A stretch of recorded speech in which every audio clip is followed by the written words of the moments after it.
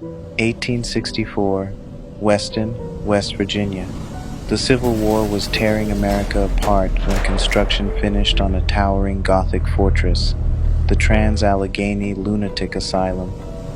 Built by hand, stone by stone, it was meant to be a sanctuary for the mentally ill. But from the moment the first patient crossed its threshold, it became something far more sinister.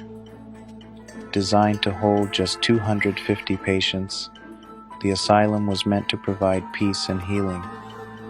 But by the 1950s, over 2,600 people were crammed inside. Men, women, and even children. Many weren't even mentally ill. They were simply unwanted. A woman who read too much, a man grieving his dead wife, children with autism, epilepsy, or depression. Families dropped them off and never came back. What happened behind the walls is unspeakable. Patients were chained to the floors for days, screamed through padded doors. Nurses reported rooms so filthy with blood and waste, rats and insects lived inside the mattresses. Some patients were kept naked, their fingernails torn from clawing at stone walls. There were beatings, starvations, sexual abuse, and worse.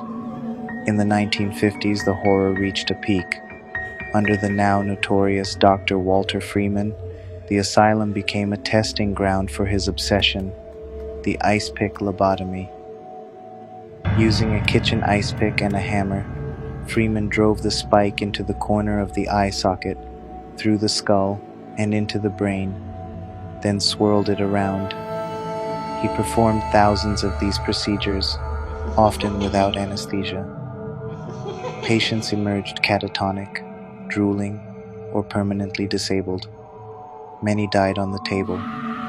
Others, they were never seen again. But some say the ones who died never left. Paranormal investigators, former staff, and even law enforcement have reported cold spots, disembodied screams, and shadows that move on their own. One of the most haunted rooms is room 218, where a nurse was murdered, strangled by a patient. Her decomposing body wasn't discovered for days. Now her ghost is said to walk the halls, still performing her nightly rounds. And then, there's the creeper. This isn't a ghost, it's a shape, a shadow, crawling low